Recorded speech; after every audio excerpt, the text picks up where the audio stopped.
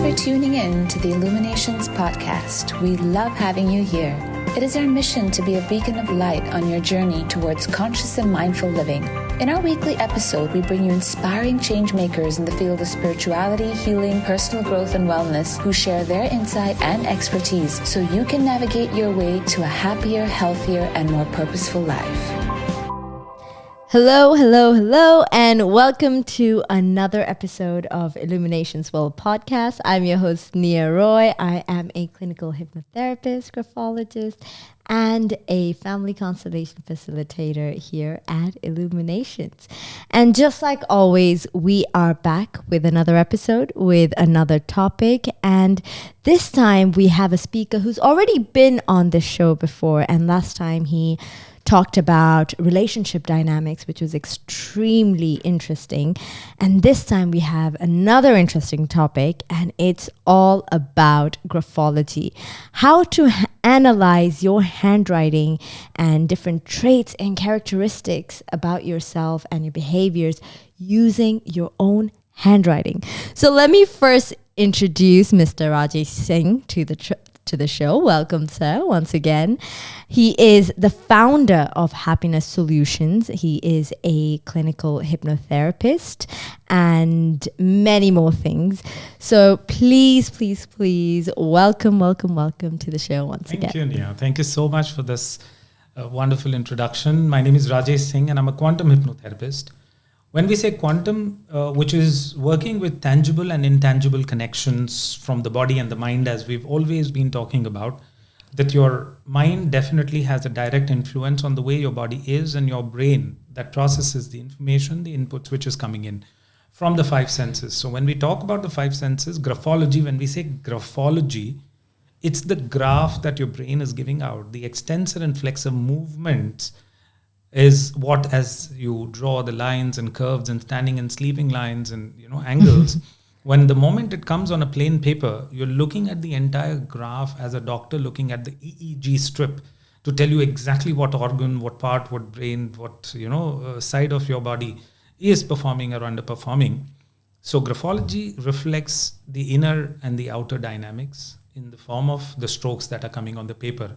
And we as graphologists or graphotherapists, because when after analysis you apply therapy where you recommend certain change in stroke, it is then called graphotherapy.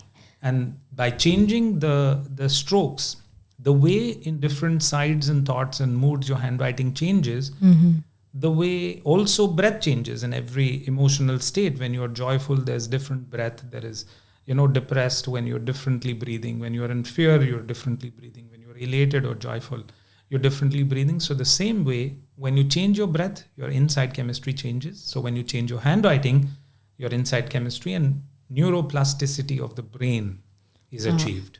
Wow. So tell us more about how did this all come about? Like, what is the history of graphology? Let's start from there. See, when we say history of graphology, no one exactly knows when it started. But in the Indian scriptures, when you go into the Vedic, astrology, there is one Puran called Garud Puran, where there is part of the graphology which is changing the throat, because everything in the ancient time was through scriptures, which was written in the form of manuscript. Yeah. So all these manuscripts had something. We today even have calligraphy, for example. Yeah. But calligraphy or cursive handwriting or the running handwriting, when we say today in the modern context, is a far more diluted version of the way perhaps we look at it. And in the way the formations, we call it garlands and arcades and formations, where club strokes and felon claws, and there are all these terminologies that we use it in advanced graphology that exactly can tell you how the person is from inside out, the past, present and future completely. That I've been now spending, let's say, a research-based understanding of graphology and strokes. We've been working with psychosomatic diseases as well. So we've recovered, cervical spondylitis, that you can spot it from the graphology. Future ailments and diseases, looking at strokes, you can actually tell that what probable diseases this person will go through. Wow. And reversing them completely, because graphology being the science which can actually change and transform the data and content which is coming even from your DNA, you can reverse the ancestral impact of the way you feel and see things. But how does that all come about when you are taught how to write from such a young age? Let's say when you go to school, they teach you how to write in cursive handwritings and so on. So are you saying that we are essentially wired based on what we are taught or how we are taught to write? Yes. So each one of us have a brain map in terms of how much of space, like there is upper zone, middle zone, and the lower zone when we talk about. So, you go back to your nursery school days where those 4-line, notebooks that we were given in the red and blue format, where there was the upper, middle, and the lower zone, that we formed these letters with A, C, E, M, N coming in the middle zone, and the L, B, D, etc. coming in the upper zone, or the J's and Y's and the G's that comes into the lower zone. Each zone represent, again, the energy flow that's happening in the body. Extensor is how much of blood which is being pushed away from the heart, and the flexor is how much blood is coming back to the heart. So even your organs represent the way you're writing these zones near. And it's really fascinating the way you can also almost predict how much of energy in lower zone, middle zone, and the upper zone, which is the lower chakras, the middle chakras, and the upper chakras, where the intellectual and spiritual growth you can spot it in a person. So this comes in where how a child is trained right from the beginning, the Kurju handwriting of even his intelligence. When they write continuous Kurju handwriting, how intelligent the person will be. And when someone writes non-Kurju, but still in the second lower letters when you write, and when it's not connected with each other, this is also the representation of intuition of a child. Oh, intuition of a child. With left hand or right hand. There are a lot of mothers I see that, when a child starts writing with the left hand, a lot of mothers, they say, please don't write it with the left hand, and you change your orientation of handwriting through right hand itself. So you're also connecting both the sides of your brain hemispheres. So when you're writing with your left hand, it's also activating your creativity and the right brain.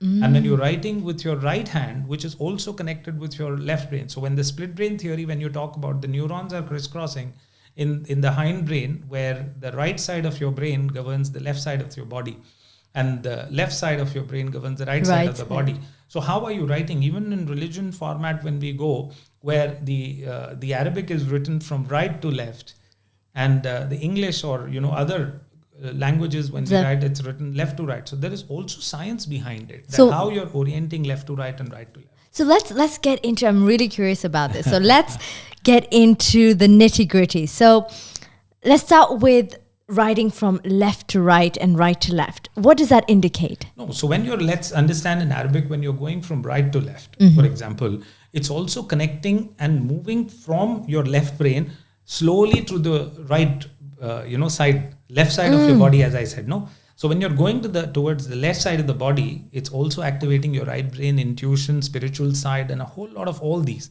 Whereas in India, when we write from, the left of the page to the right, you're also activating your sharpness, focus, all of this. And there are people who write ambidextrous. A lot of people. I am, in terms of drawing patterns, I'm ambidextrous. So I've practiced it over a period of time. So this tells you how your left and right brain, because when you make a decision, both the sides of your brain make an equal choice, where the logic meets intuition. Yeah. So when you are with both the sides, when you practice, and it's a neuroplasticity or a neuropathway, the way we say it, you can practice it to write with both the hands in a certain way, and that will give you tremendous amount of balance of logic and intuition, both the sides coming together. So let's look at how accurate is this. So how accurate is graphology in general? A good practitioner, and I'll tell you, while learning the technical side in the formation, there is also a certain element of intuition that comes in. So that is where we even teach at Illuminations, when we say you've taught one batch recently. So when we say the basic understanding is first about slants, about the spacing, about the pressure that you put it, about the right slant, left slant. The more the right slant goes, the person is more extrovert.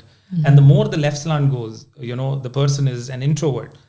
Thinking about self first, or when you're seeing the smaller size of the handwriting compared to the bigger side. So this person focuses on the smaller aspects and the minutest of the details when the person's handwriting is smaller.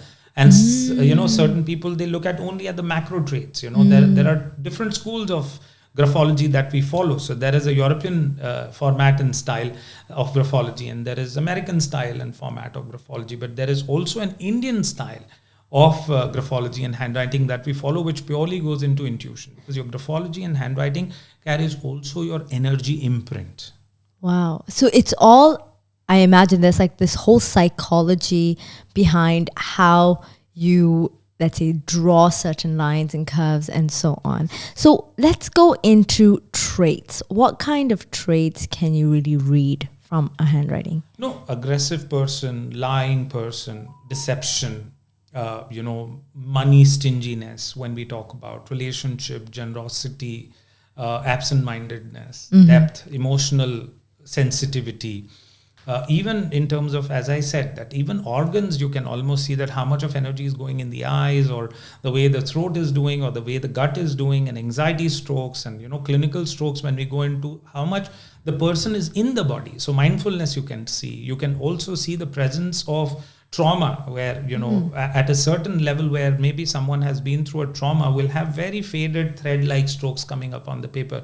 And there will not be any pressure or energy in hands and the muscles to also display in the formations in the paper. Right. So we actually look at all these traits, micro and macro both, and a certain element of intuition to see a diagnostic tool. That's why the first level for those therapists who want to understand and learn this science, it actually serves as a good diagnostic tool. And from diagnosis to seeing the traits, because there are times when clients come to us, Nia, where they do not want to tell you the real truth about their life. So how to unlock those areas of their life and straight come to the point so that they also don't beat around the bush where maybe a journey that you would have to build trust and rapport. In the first session, they will tell you the darkest of the truth about their life, which you can right away see it, like relationship areas, money areas, how deep the person thinks, how many perhaps relationships and affairs that they've had. How many? In terms of how many, of course, it's intuition, because then when you look into their eyes and you tell them, because there are specific formation when you see it in Y's and G's. G stands for, the money aspects of a person's life. So you specifically look at G as a lower zone letter, how materialistic or how, insecure the person is compared to insecurity in relationship area with the letter Y that we see. How you're completing the Y letter, where the lower loop going up or just being incomplete in a certain formation, it tremendously gives you insights into the depths of the person's behavior and even soul composition at times. So what about in the cases where, your handwriting keeps changing? So depending on the pen you use, depending 100%. on the day and the time, sometimes it's very neat, sometimes it's all messy. Why does that happen, and how can you really analyze that? Yeah. So a lot of people come to us and they think, they in fact, they inhibit showing their handwriting because it's very messy, or it keeps changing, or they've scribbled through the page. A lot of mistakes when they make. Everything has a behavioral association. So when your handwriting keeps changing, which means also there is a part of you that is swinging into different side of moods, So there are a lot of mood swings, and sometimes you think about yourself, sometimes you think about others. We've even spotted migraine, cervical spondylitis, acidity, hypertension, throat issues, arthritis. All of these issues, you can see it in the handwriting when a person comes with all these kind of scribblings and stuff. Like, for example, if I tell you scribbling, if a person makes a mistake and only strikes it once, for example, this is a person who makes a mistake and accepts that mistake and doesn't blame himself or herself. When someone writes a letter and makes a mistake and then scribbles it to hide it, now this person also is facing difficulty to forgive. So this person doesn't allow himself or herself to make mistakes. There is fear of failure that you see, what we call it pasticity. So the more the pasticity, the person also will have tendency to not accept or blame or self-harm at times on the mistake that they make. At times, people also use whiting. So if I let's say made a mistake and a person actually has a tape or a white, that point pen that comes in, and they write it again after putting that ink, are the people who were not allowed to make mistakes. So whenever they made a mistake, perhaps in the childhood, they were punished. So that rigid they are when not to make a mistake that they ensure. This affects their attitude, behavior, and bodily issues. So tell us a little bit more about how can we identify anger, for instance? Or let's start with different emotions and let's go with that. So different emotions, as I say, see, anger, we express it. Anger is the effect. Again, if you focus on anger, then there are at least in one letter you can find 30 formations spotting what sort of core that an anger that brings about in a person. So there is anger of, let's say, in terms of being taken for granted, being not listened to, or being bullied or controlled by somebody, and all of that. So there are different combination of strokes that we see here. Especially there is one particular stroke of impatience. We see it in club stroke, for example. These stroke is when the fading strokes, where it starts with a point, but it ends it in a kind of a comet tail. So like it kind of fades away. It fades away in the paper. And in what direction is it fading away? Is it going upward when you're making it in a certain letter? So everything will have a specific meaning to it. And then that a good graphologist or a handwriting analyst will look into these and tell you exactly that the aggression is in the career side, aggression is in being lied about in a relationship side.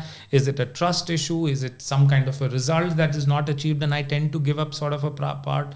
All of these are the traits that you look at. It's not just one trait specific. It's a combination. It's a combination. This is where the intuitive part comes 100%. Into play as well. So all the alphabets also stand for something very, very unique. As I said, G is for money, Y is for relationship areas. Like that, there are all these 23, 26 alphabets that we look at the formations. There are different meanings to each alphabet, the way you're forming it. And the different combinations of it all, and how you bring them together and what that actually means. Exactly. So you can even validate certain characteristics by looking at different... So anger can completely be understood from what am I seeking? Because anger usually comes when I'm expecting something and I don't get it. So how much of impulsiveness, how much of compulsiveness, how much of obsessiveness, because these are the different stages of anger that you go through, isn't it? So impulsiveness is something which I want it right here, right now, and when I don't get it, then I will tend to shoot up in a certain way. So that's a trait specific, formation that we go into. So what about relationships? So how do you, I know you mentioned earlier that, you can tell if someone's cheating, how many girlfriends or boyfriends they've had. So how do you look into compatibility? So couple compatibility, as last episode when we did it together, we spoke a lot about relationships. So when I see at least on an average 8 to 10 couples meeting me every month, just to understand, because see, two differently conditioned people when they come together, how much of trauma, how much of inhibition, how much of problem, the way they are handling money, how they are communicating, their self-expression areas, or when their intimacy areas, when they are comparing with each other, there are a lot of fears and insecurities that you come together with in a relationships. So graphology is then a kind of like astronomical matchmaking. This is a psychological matchmaking that you can do it, and a behavioral matchmaking, almost looking at the traits that how compatible both of them will be. So for example, one person has gone through tremendous amount of impatience and aggression, almost like narcissist, sort of strokes that you come across, because we do offer graphology curriculum like a level 1 that we've started teaching now at Illuminations, and there's an advanced level. So at least between 2 levels, one should do 100 samples. Wow. Minimum. By the time you also think about coming into the module 2, because module 2 is going to be tremendous amount of information. So when you go into sexual intimacy, sexual dysfunctions, couple compatibility, money areas, clinically depressed people, whether they've had such a history or not in the clinical side, when anxiety strokes come in, people with anxiety also tend to display their anger in a certain way. They become almost narcissist sort of a thing. What kind of relationship they've had with their parents, especially when they write an identity I, how much of focus that they put it. Each letter can be written in at least 15 to 37, 38 types where we see some of these formations, and each letter will have that unique interpretation. It's not that easy. You have to dive deep into the personalities, which you've started with, this journey. And I'm glad that I think we've also met that was the first workshop that you did with me. Exactly. And today we've come a long way where we've 100%. actually started offering this whole thing. I'm so excited to also bring this every time when you're signing. Let's say only graphology, which is the running format. When we take a sample, we deliberately take that sample on a white paper, plain, with a ballpoint pen. Okay, we don't take a microtip pen or an ink pen. That's also another thing that you mentioned. Thank you. Because ballpoint pen is something where how much of flow that is happening, because that carries exactly the amount of pressure with which you write on paper. That also signifies It says a lot as well. Yes. So we always take a ballpoint pen and a paper, which is A4 sheet, and we write only one side. We don't write back. Both, because so you can see the pressure. So all those, viewers who are watching this podcast and would want to come and take a consultation with Nia or me whenever, please bring in your handwriting for 1.5 page and bring written sample with ballpoints, and then we will analyze it 30 minutes knowing everything about yourself. Yeah, so that's something that no one can run away from, because I think it's the coolest way of mind reading. Yeah, it's like your X-ray. When you go to a doctor and when doctor says, I want to see your organ and the structure inside, give me an X-ray. Yeah. You bring this 1.5 page of sample handwriting, and this is like an X-ray, your signature, the way you write your formations, everything will tell you about your past, present and future. So that is why we are here. Yeah, absolutely. So before we end this episode, could you tell us certain tips or advice on how we can improve certain areas of our life just by changing certain letters or formations? Yeah. See, there are formations, especially the T, for example. T represents, if you ask me which is the most significant letter, sir, if I have to work with or suggest, there are 2 letters I would recommend. When you write a capital I, which is the identity I, the upper line represents your relationship with your mother and how the mother's and your connection has been.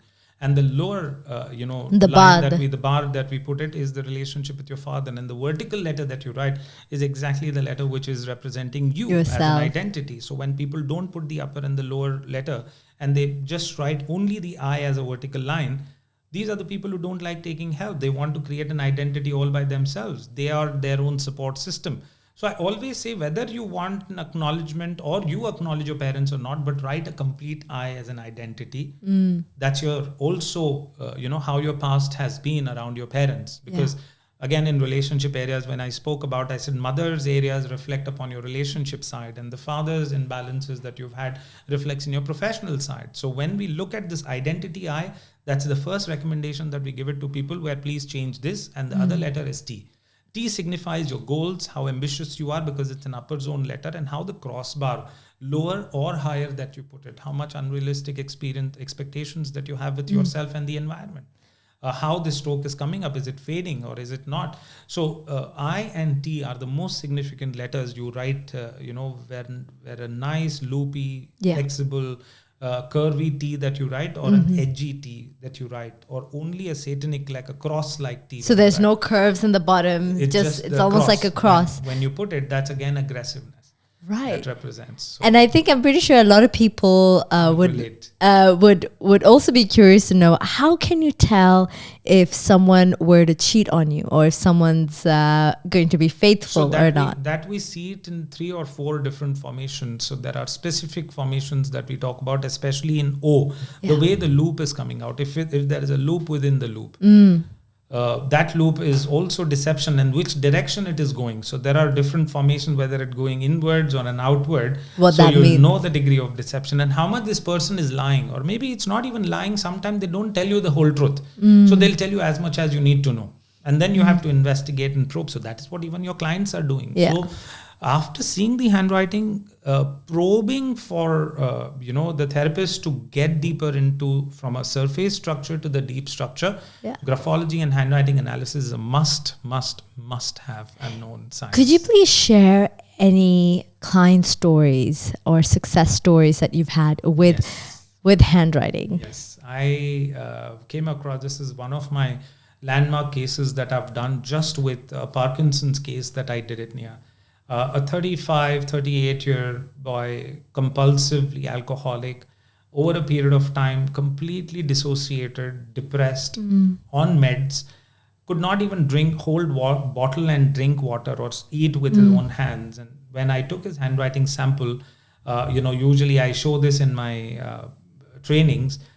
In the first session, when he wrote, because you usually give a sample, he said, but what's the use? I'm not able to write properly. I said, just write whatever that you can. And from a complete disjoint, completely scattered and dissociated handwriting sample, he could not even write 1.5 page.